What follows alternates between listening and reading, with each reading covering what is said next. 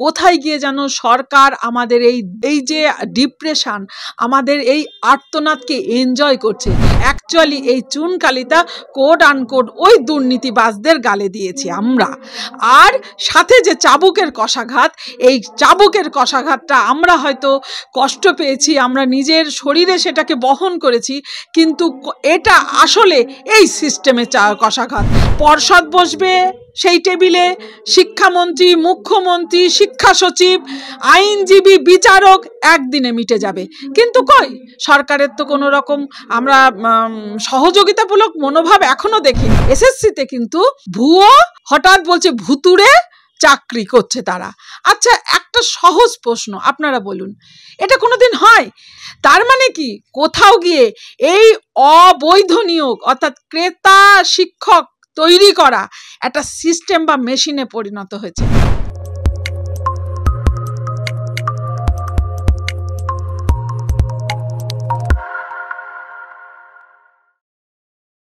আবারও একটা প্রতিবাদ, এবার চাবুকাঘাত, সঙ্গে মুখে চুনকালি। কেন? দেখুন, আপনি যেটা মুখে চুনকালি, এটা একটা প্রতীকী। এই চুনকালি বর্তমান সিস্টেমের চুনকালি, এই চুনকালি কোড আনকোড অর্গানাইজড ক্রিমিনালদের মুখে চুনকালি, এই চুনকালি এই দুর্বৃত্তায়নদের, দুর্নীতিবাজদের। কিন্তু আমাদের তো আর পরিসরযা সেখানে দিতে পারিনি। তাই আমরা এইটা প্রতীকের মাধ্যমে বলতে চেয়েছি যে আপনারা আজকে যোগ্যরা, যারা ডিজার্ভিং ক্যান্ডিডেট, তারা দিনের পর দিন আজকে 500 দিন ধর্ণা মঞ্চে।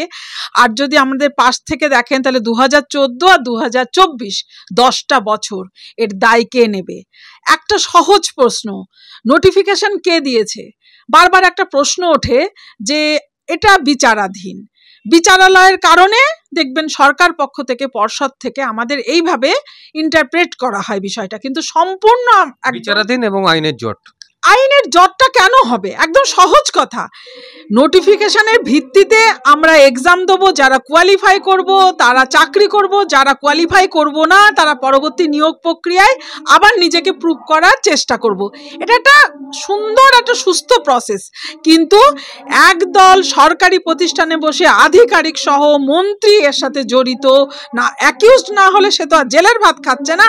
এবং মানিক ভট্টাচার্য, প্রাক্তন যিনি সভাপতি, তিনিও খাচ্ছেন পরিবার নিয়েই। একটা সময় ওনার স্ত্রীও ছিল, এখন বেলে আছে পুত্র সমেত। যাই হোক, এরকম আমরা দেখতে পাচ্ছি অসংখ্য লিঙ্কম্যান, এবং কোথাও না কোথাও একটা শাসক দলের কানেকশন কিন্তু আমরা দেখেছি আম জনতার পার্সপেক্টে। তাহলে কোথাও গিয়ে মনে হচ্ছে না এটা একটা অর্গানাইজড ওয়েতে একটা ডিজাইন তৈরি করে এই ক্রাইমটা হয়েছে কোথায়? না সরকারি প্রতিষ্ঠানে।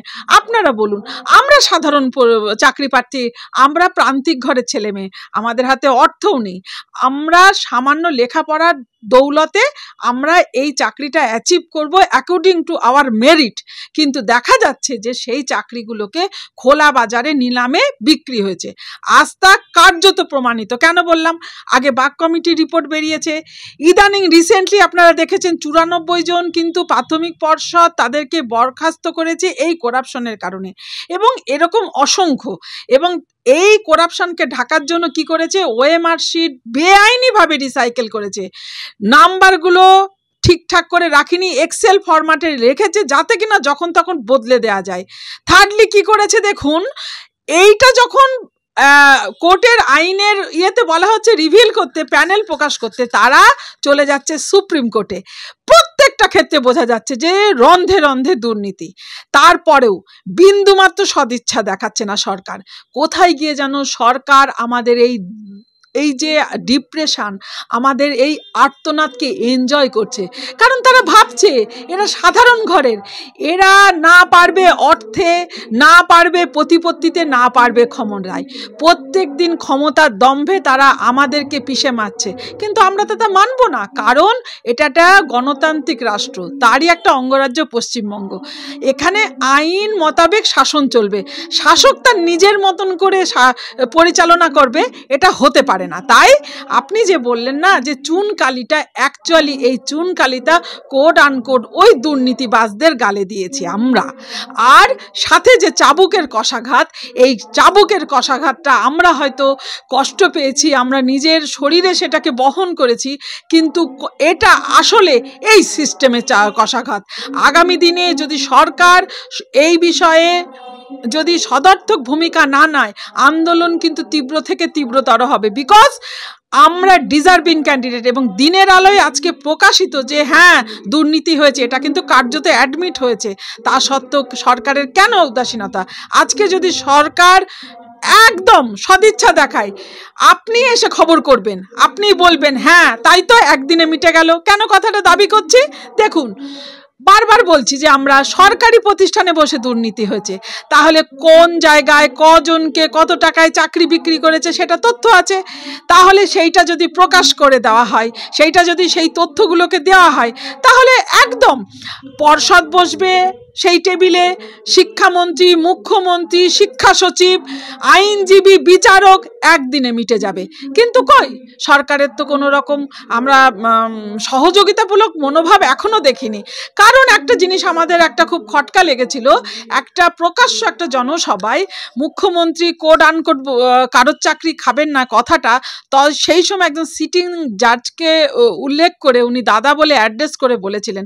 সেই দিন না আমাদের মনে হয়েছিল না, কোথাও গিয়ে সরকার বা মুখ্যমন্ত্রী কি সেই দুর্নীতি কোড আনকোড দুর্নীতিবাজদের পাশে? এই প্রশ্ন আসে মনে। আরও একটা এই রেলিভেন্ট, দেখুন কালকেই আমরা দেখেছি এসএসসিতে কিন্তু ভুয়ো হঠাৎ বলছে ভুতুড়ে চাকরি করছে তারা। আচ্ছা, একটা সহজ প্রশ্ন আপনারা বলুন, এটা কোনোদিন হয়? স্কুল সার্ভিস কমিশন কিচ্ছু জানে না, তারা একদম হাত তুলে দিচ্ছে। আচ্ছা, কোনো একজন শিক্ষক সে কি একটা সাইবার ক্যাফে থেকে গিয়ে একটা রেকমেন্ডেশন লেটার বা একটা জয়নিং লেটার, অ্যাপয়েন্টমেন্ট লেটার এনে একটা স্কুলে যাবে, আর সেইটা চলে যাবে, তার পে স্লিপ তৈরি হবে, সেই অনুসারে তার বেতন হবে? এ কখনো হয়? তার মানে কি কোথাও গিয়ে এই অবৈধ নিয়োগ অর্থাৎ ক্রেতা শিক্ষক তৈরি করা একটা সিস্টেম বা মেশিনে পরিণত হয়েছে। এটা চলতে পারে না। যতদিন পর্যন্ত যারা আমরা মেধার ভিত্তিতে আমরা যোগ্য তারা চাকরি না পাবো, আমাদের এই আন্দোলন যেমন অব্যাহত আছে তীব্র থেকে তীব্রতর হবে। কারণ এটা মেনে নেওয়া যায় না। একটা স্বাধীনোত্তর ভারতবর্ষে, আপনারা ভারতবর্ষে ভূভারতে দেখান, শিক্ষা দপ্তরে বসে এইভাবে আধিকারিকরা, মন্ত্রী, পর্ষদের সভাপতি মিলে একদম জাল বিছিয়ে চাকরি বিক্রি করেছে। আপনারা দেখান। শীতকালে সুন্দরবন ভ্রমণের নির্ভরযোগ্য একমাত্র নাম সাগর সঙ্গম ট্রাভেলস। নিজস্ব লঞ্চে ভ্রমণ এবং অফুরন্ত খাওয়া দাওয়ার বিপুল আয়োজন। বুকিং করুন 9733066075। আপনারা নিশ্চয়ই নিজেদেরকে যোগ্য মনে করছেন, আপনাদের সাথে অন্যায় হয়েছে এটা আপনারা মনে করছেন, এই জন্য আপনারা আন্দোলন করবেন, এটা খুব স্বাভাবিক।